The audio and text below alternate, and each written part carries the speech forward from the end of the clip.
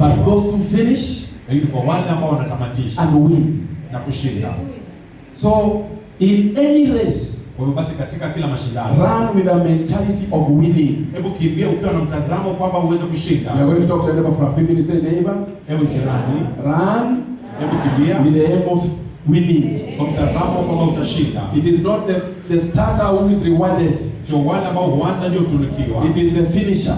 lakini wale ambao hutamatisha. Yule ambaye anamaliza na kushinda ndiye anapewa nini? Zawadi. The one that finishes. Na tunajua katika maisha ama safari ya wokovu, Now we know in this journey of salvation, wenye watamaliza safari huu those that will na kushinda and finish it ndio and win, watapewa nini? Zawadi. that the one that will be crowned.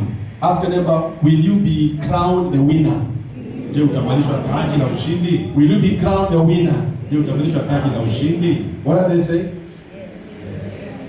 So I have an encouragement for you today, Hakuna himizo kwetu sisi leo that in this journey of salvation, kwamba katika hii safari ya you wokovu need to stay strong. wahitaji kusalia wa imara.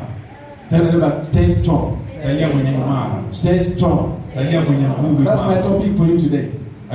Ni mada ya siku Stay hii. strong. Salia imara. Ama kama wewe ni mwanasiasa, kama ile nani aliambia yule jamaa wa Western, alisema kaa ngumu kama so you need to stay strong. Ya kupasa kusalia imara. Only one person knew what I said. Kwani nyinyi wote ni Gen Z jamani? Majenzi mna raba taba? Mna CBTB? Oh, wamesema kumbe wameshika. So as a Christian, Kama Mkristo, you need to stay strong. ya kupasa usalie Remember, imara. stay strong. Salia imara. Because when you start something, Manake unapoanza kitu, you need strength to finish it. ya kuhitaji nguvu ya kutamatisha. Ndio. And only those who finish, those of us who are doing 844, Kwa wale ambao wanafanya huo wale ambao walifanya ile msimu ya elimu ya 844. How many people are there? Watu wa 844? Kuna tofauti kati ya CBC na 844.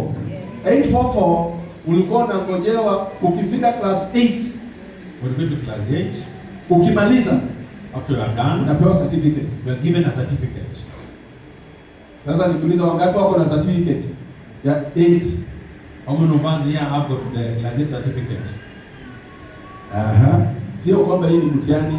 Hii tunaweza fanya kama ile Raila, kama wewe ulifika 8 na bibi yako alifika 4, tuna combine zote mbili inakuwa ni 4. Alafu yule ambaye alisoma sana mpaka 8 anapewa original. Yule ambaye kusoma sana anapewa photocopy. You need the job. So when you finish 8, you are given a certificate. Unapotamatisha darasa la 8 unapewa When you cheti. finish Form 4, you are given a certificate. Pia ukimaliza form 4 pia unapewa cheti. Why are you given a certificate? Kwa nini unapewa cheti? Because you have finished. Kwa sababu umetamatisha. If you don't finish, Na pasipo kutamatisha, if you don't stay strong, usiposalia imara, hautapata cheti. one of my sisters, Mojawapo ya dada wale, Didi Moshene tu. Kuna dada yangu alikuwa high school. one of his sisters was in high Na school. alipofika amekaribia Form 4 hivi, When she was almost to akakutana na mwanaume. he met a So man. I had my sister and my cousin, so two of them, same school. Wakiwa katika shule moja, And they met rich men. wakutana na watu walio I matajiri. think one of the guys had around 20 pickups. Mojawapo alikuwa He was anafanya mining shule gold. hivi. Gold had just come. So mwanaume akamuuliza, baadaye unasomea nini? Yaani unasoma ndio upate pesa. That's the man asking now what 22 cars. akiwa na magari 22. Sisi yangu aliacha shule kama mtihani ndio hii inakuja. This is a late school. Hakumaliza. Approaching the exams. Hakumaliza Form 4. She didn't finish But Form 4. hii alikuwa nayo.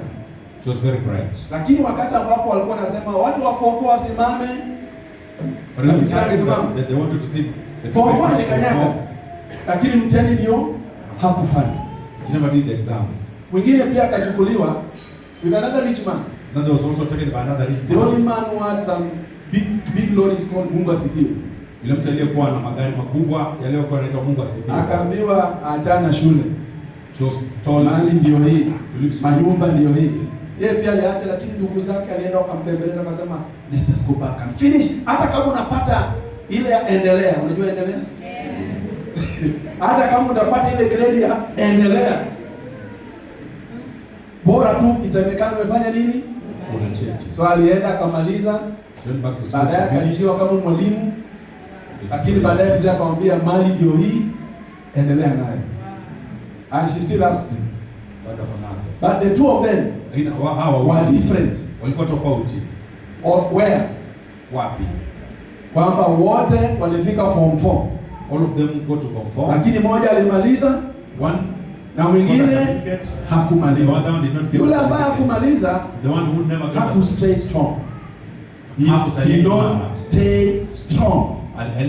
Hakusalia imara. All right, tell your neighbor, ewe jirani, stay strong. Salia imara. One more time.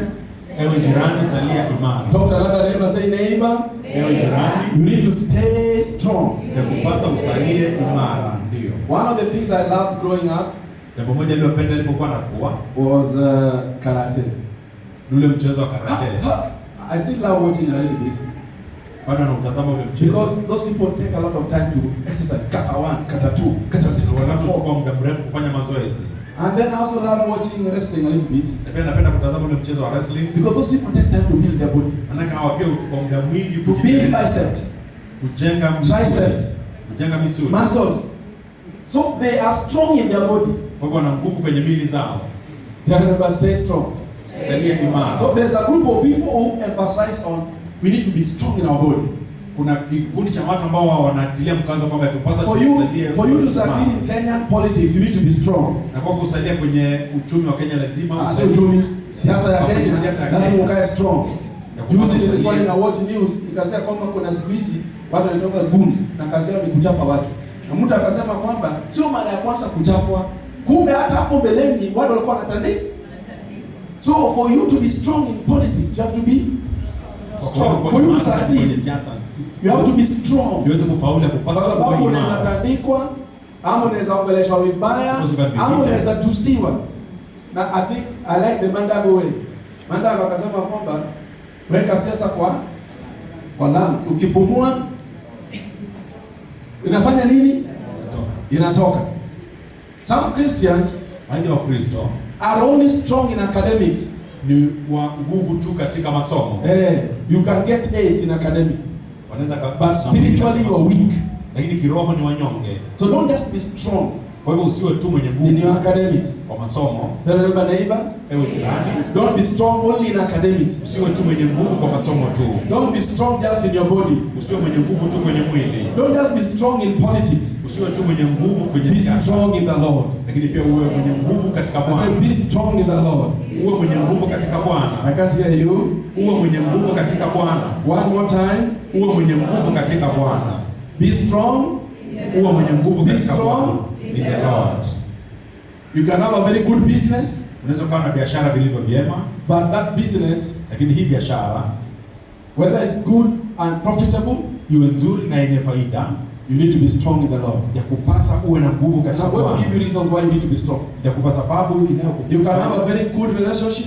Waweza ukawa na mahusiano mazuri. Good marriage. Ukawa na ndoa njema. But you need to be strong in the Lord. Lakini pia nakupasa uwe mwenye nguvu katika Bwana. And I'm going to show you why you need to be strong in the Lord. Nitakuonyesha jinsi unavyostahili kuwa mwenye nguvu katika Bwana katika Psalms 42 verse 7. Kwenye Zaburi 42. So tell your neighbor, ewe jirani, a strong Christian, Kristo is one ni yule who is strong in the Lord. Ambaye ana nguvu katika Bwana. Is one who is spiritual.